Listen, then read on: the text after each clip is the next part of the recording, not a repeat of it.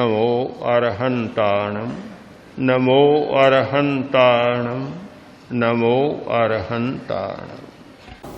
ज्योतिपुंज गुरुदेव, बंधुओं बहनों,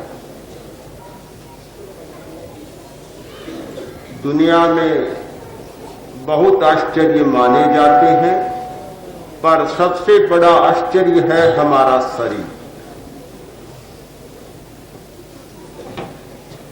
बहुत रहस्य है इस दुनिया में, पर सबसे बड़ा रहस्य है हमारा शरीर। इतना रहस्यमय, हजारों हजारों नियमों को समझ लेने के बाद भी शरीर के सारे रहस्य उद्घाटित नहीं होते। आज के शरीर शास्त्रियों ने, आज के चिकित्सकों ने, शल्य चिकित्सकों ने काफी रहस्यों का उद्घाटन किया है, पर अभी तक कह सकता हूं 10% रहस्य भी शरीर के समझ में नहीं आए। बहुत बाकी है इस शरीर को समझना। योग के आचार्यों ने, अध्यात्म के साधकों ने इस शरीर पर बहुत खोज की और बहुत रहस्यों को अनावृत किया। वे रहस्य आज भी बहुत लोगों के लिए अज्ञात हैं। वैसे यह शरीर हमारे सामने है। एक स्थूल दृष्टि से देखने वाला देखता है सबसे पहले चमड़ी को और रंग रूप को, आकार को। फिर कोई गहरे में जाता है तो समझ में आता है कि शरीर में मांस है, रक्त है, हड्डियां है, मज्जा है। और अधिक जानने वाला एक एक अवयव की संरचना को जान लेता है और उनके फंक्शन को भी जान लेता है, उनके क्रियाकलाप को भी जान लेता है। क्या इतना ही है हमारा शरीर?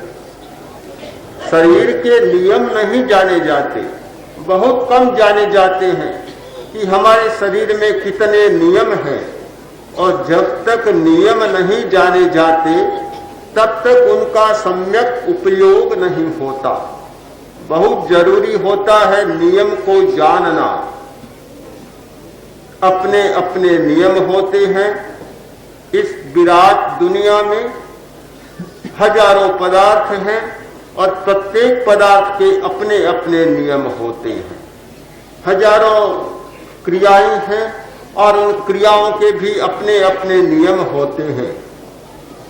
एक ग्रामीण आदमी कभी शहर में गया नहीं, पहली बार आया था, होटल में ठहरा,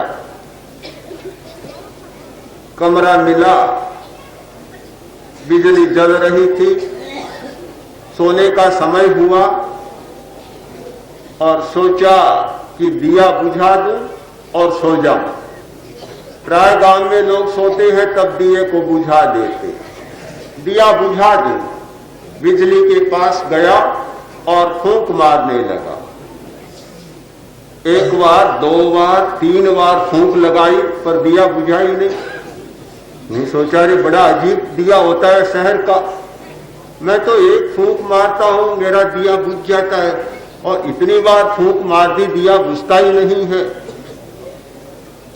बोलने लगा, ये कैसा दिया जो बुझता ही नहीं। इतने में होटल का बेरा आ गया और बोला, क्या करते हो? अरे क्या क्या करता हूं, तुम्हारा दिया ये बुझता ही नहीं है, लो आओ तुम फूंक मारो, अब कोई दिया बुझ जाए। उसने कहा, ये दिया फूंक से नहीं बुझता।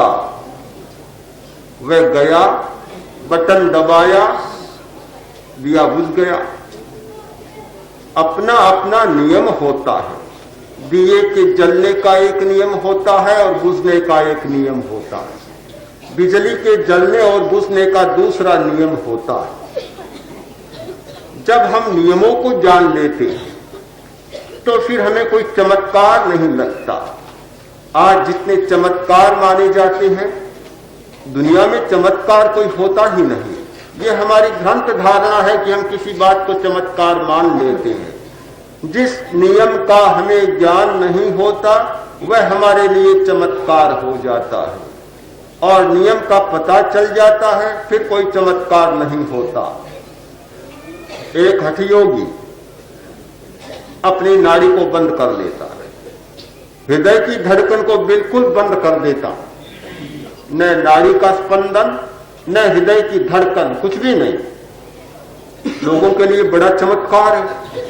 ये कैसे हो सकता है कि जीवित आदमी जी रहा है, नाड़ी का स्पंदन नहीं है, हृदय की धड़कन नहीं है? ये कैसे? न ऑक्सीजन मिल रहा है न कुछ और क्रिया हो रही है, पूरा शरीर बिल्कुल मृत जैसा पड़ा है, कुछ भी नहीं। बड़ा चमत्कार लगता है, पर कुछ भी चमत्कार नहीं।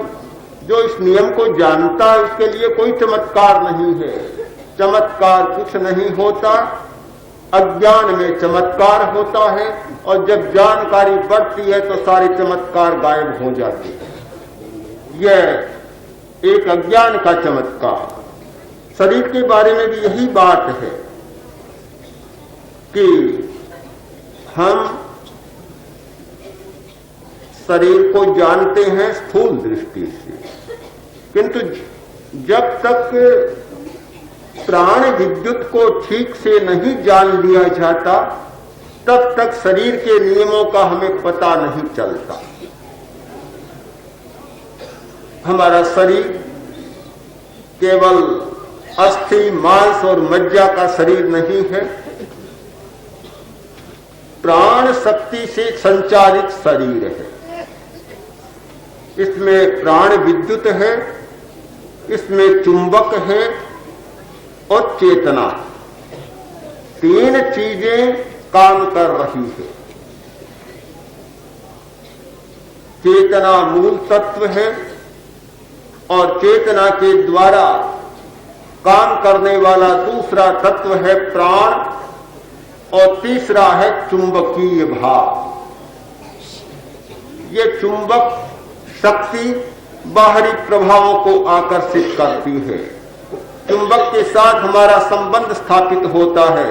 हमारी दुनिया में चुंबकीय प्रभाव बहुत होता है, उत्तरी ध्रुव से दक्षिणी ध्रुव का और अंतर्ग्रही क्षेत्रों का, सारे सौर मंडल से आने वाले विकिरणों का मनुष्य के शरीर पर प्रभाव इसीलिए होता है कि इसमें चुंबकीय शक्ति है, और चुंबकीय शक्ति के कारण वह दूसरे तत्वों को आकर्षित करता है, और इस चुंबक शक्ति के आधार पर हमारे शरीर में बहुत नियम बनते हैं, और उन नियमों की यत्र तत्र थोड़ी सी व्याख्या हमें मिलती है।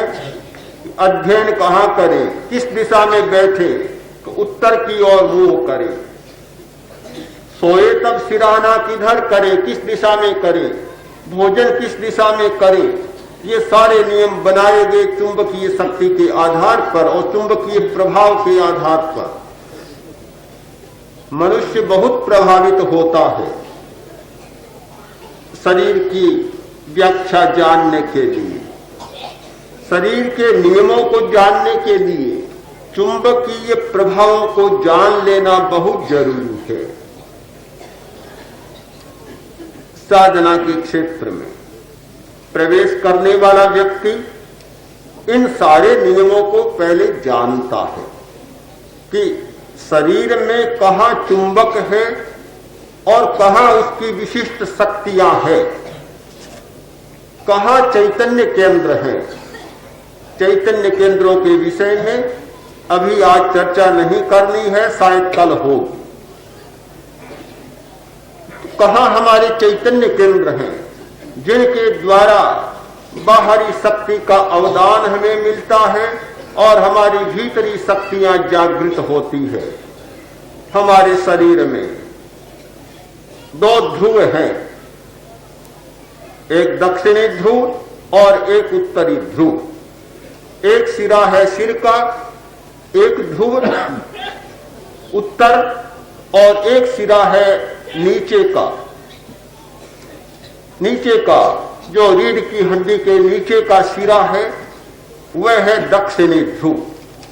ये दोनों ध्रुव और इनमें शक्तियों का एक संचरण होता है। हमारे नीचे एक शक्ति होती है जिसे कुछ लोग कुंडलिनी कहते हैं, कुछ लोग तेजस शक्ति कहते हैं, पर वह एक शक्ति का बड़ा स्रोत है।